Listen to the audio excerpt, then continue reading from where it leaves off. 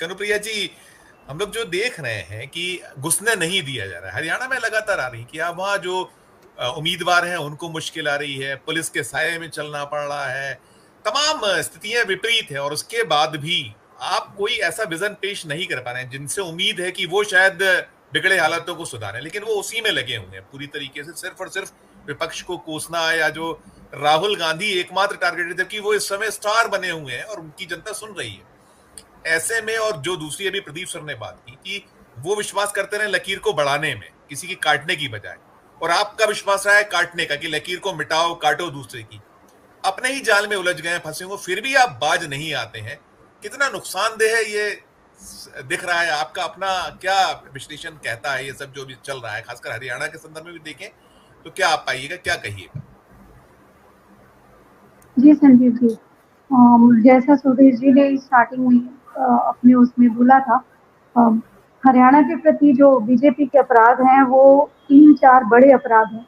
एक तो किसान आंदोलन के समय में जब उन्होंने किसानों को जो कि मुख्यतः पंजाब और हरियाणा से ही थे, तो उस समय जिस तरह का पूरा इनका प्रोपेगेंडा मशीन चली थी, उन्होंने हरियाणा के किसानों के लिए काफी खराब शब्द सामने लिए थे। नक्सली बोला, आतंकवादी बोला, और किसान ही नहीं है ये बोला, तो देशद्रोही बोला। तो इस तरह की बातें, तो उस समय की आप खबरें यदि देखेंगे तो उसी वक्त भी जो है लोगों में बहुत रोष था। और कुछ एक गाँव के अंदर, कस्बों के बाहर आपने बड़े बड़े उस समय बैनर देखे होंगे कि किसी भी बीजेपी के से जुड़े हुए व्यक्ति को इस गांव के अंदर में एंटर नहीं करने दिया जाएगा। उसके बाद जो है ये एक किसानों के प्रति, और ये अभी कंगना रनौत ने उस मुद्दे को दोबारा से कहीं ना कहीं उठा दिया, लोगों के घाव जो है ताजा कर दिया। उसके बाद जो पहलवान लड़कियों के साथ जिस तरह का सलूक किया गया था, उस समय भी आप ये भी देखें तो लगातार जाटों को काफी खराब बोला गया था, जो कि हरियाणा की एक बहुत बड़ी कौम है। तो ये दूसरा डेंट था। तीसरा डेंट जो मुझे लगता है जो कि बहुत बड़ा डेंट है, वो है अग्निवीर योजना। क्योंकि हरियाणा में और यहाँ हमारे राजस्थान में भी, यहाँ से लोग जो हैं वो अग्निवीर सेना में जो है, पुलिस में, सेना में, बेसिकली फिजिकल पावर के ऊपर चलने वाली ये दोनों स्टेट्स हैं। तो यहाँ से जो है सेना और पुलिस में खूब भर्ती होती है।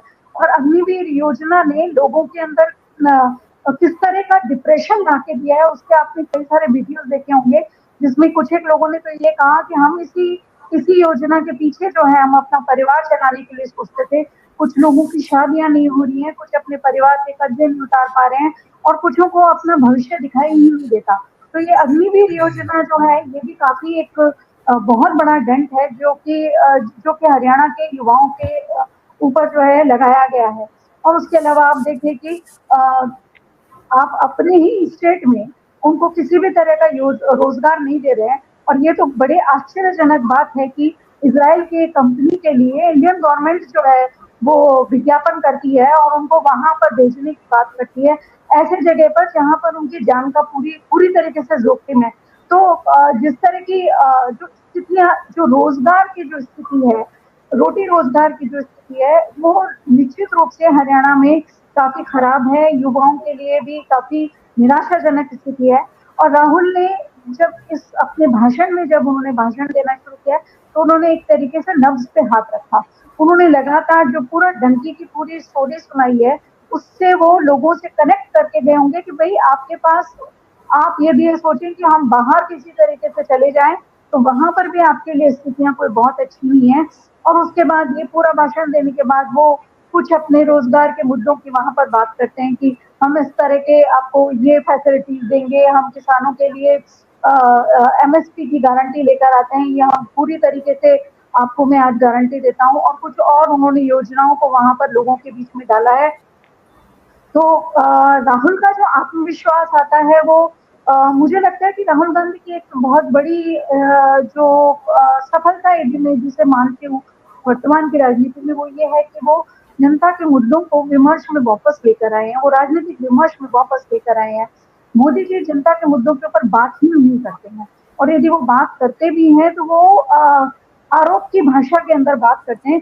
जबकि एक प्रधानमंत्री को भरोसे की भाषा में बात करना चाहिए, उन्हें गारंटी की भाषा में बात करना चाहिए। मगर उन्हें पता है कि वो उस तरह का रोजगार वहां पर दे नहीं सकते हैं, वो उस तरह की चीजें वहां पर कर नहीं सकते हैं, उनके ऊपर जाने किन किन लोगों के दबाव हैं और जिन लोगों के साथ उनकी साठगांठ है वो इस तरह का कोई भी भरोसा जनता को नहीं दिला सकते हैं। तो राहुल की जो आत्मविश्वास है वो इससे आता है कि वो जनता से अब जनता से ज्यादा कनेक्ट करते हैं, जनता से के मुद्दों को जानने की समझने की कोशिश करते हैं और वो उसी तरीके से वहां खड़े होते हैं। मोदी जी का मुझे लगता है कि आत्मविश्वास, एक तो जैसा पहले बोला कि आत्मविश्वास उनके अंदर हमेशा ही रहता है, चाहे उसका कोई बुनियाद हो या ना हो, लेकिन उनका आत्मविश्वास शायद इससे आता है कि वो जो दूसरे जो वोट कैलकुलेशन है उसको कहीं ना कहीं वो हमेशा से साधते रहे हैं, चाहे वो पैसे के बूते से उन्होंने साधा हो या जैसे हरियाणा में अभी दुष्यंत चौटाला और जो चंद्रशेखर का बना है, या फिर एकदम हरियाणा चुनाव से पहले वो केजरीवाल को लेकर आए हैं। तो उनको लगता है कि वो इन तरीकों से और कांग्रेस पे लगातार हमले करते हुए यदि वो कांग्रेस के वोट शेयर के अंदर या कांग्रेस की सीटों में यदि वो किसी तरह से कमी कर पाएंगे तो तो फिर बाकी निर्दलियों को मिला के दूसरी जो पार्टियां हैं यदि उनके पास कुछ वोट चले जाते हैं तो उनको पैसे के बल पे कहीं ना कहीं वो एक अस्थिर ही सही पर शायद वो एक गवर्नमेंट बनाने के लिए कामयाब हो जाए। तो वो उनका जो पूरा का पूरा जोर रहता है वो सिर्फ और सिर्फ किसी भी ना किसी तरीके से कांग्रेस को डेंट देने में लगता है। बाकी उन्हें लोगों से उनको शायद ये समझ में आ गया है कि लोगों के मुद्दों की बात करना, जनता के मुद्दों की बात करने से कोई फायदा नहीं है, उनके बीच में जाने से, उनके बोलने से कोई फायदा नहीं है। आप जो वोट की कैलकुलेशन है उसको किसी न किसी तरह से करते रहिए। लेकिन मुझे लगता है कि जिस तरह की हरियाणा की स्थिति है और जो जिस तरह के प्रहार हरियाणा की जनता पे लगातार हुए हैं वो कामयाब नहीं हो पाएंगे। ये जो सफलता है वो हर हालत में मुझे लगता है कि इस बार कांग्रेस को मिलेगी। जी कनुप्रिया जी, आपकी टिप्पणी, वो सारा अब हो चुका है, वो सारी चीजें अब जनता जो है बहुत चीजों को पहचान और जान गई है। आपकी अंतिम टिप्पणी है कनुप्रिया जी मुझे ये कहना है संजीव जी कि 2024 के चुनावों में जब अमित शाह ने ये बोला था कि जब लोगों के बीच में भाषण देते हुए उन्होंने बोला था कि आपको कौन सा प्रधानमंत्री चाहिए, आपको मोदी चाहिए या आपको राहुल चाहिए, तो मुझे लगता है कि तभी उन्होंने राहुल को एस्टेब्लिश कर दिया था। क्योंकि उससे पहले उन्होंने वो लोग राहुल को पप्पू बोला करते थे और वही जो राहुल को पप्पू बोला करते थे वो 2024 में कह रहे थे कि आपको राहुल चाहिए या आपको मोदी चाहिए, यानी कि वो ये समझ गए थे कि राहुल के अंदर प्राइम मिनिस्टर कैंडिडेचर की क्वालिटी उसके उनके अंदर है और वो उनको मोदी के समक्ष खड़ा कर रहे थे। तो उसी समय उनकी बौखलाहट समझ में आ रही थी। और कल मैं मोदी जी को जब सुन रही थी तो बोल रहे थे कि कांग्रेस यदि आ जाएगी तो ये हो जाएगा, कांग्रेस यदि आ जाएगी, यानी कि उनको खुद को पता है कि कांग्रेस आ सकती है। और उन्होंने अपने शब्दों में जनता के आगे ये बोला कि कांग्रेस यदि आ जाएगी, वो लगातार भय की राजनीति करते हैं, वो तो हम जानते हैं। पूरे चुनावी भाषणों में कांग्रेस आ जाएगी तो मंगलसूत्र ले जाएगी, कांग्रेस आ जाएगी तो भैंस ले जाएगी, कांग्रेस आ जाएगी तो ऐसा हो जाएगा। तो वो एक भय की एक किस्म की राजनीति करते हैं।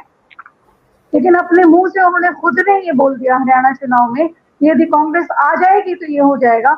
इसका मतलब कहीं ना कहीं उनको खुद को अंदेशा है, उनका खुद का आत्मविश्वास दिखा हुआ है, जो उन्होंने कांग्रेस आ जाएगी जैसी भाषा इस्तेमाल की।